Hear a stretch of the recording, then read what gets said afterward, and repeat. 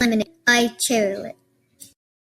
We needed number 1, lemons, number 2, sugar, number 3, water, number 4, ice cubes, number 5, a pitcher, number 6, a knife, number 7, a spoon, and number 8, a glass. Number 1. First, cut the lemons in half with a knife. Number 2. Second, squeeze the lemon halves into the pitcher. Number 3. Next, fill the pitcher with water. Number 4. Then put sugar in the pitcher with the spoon. Taste, then add more sugar if you want. Number 5.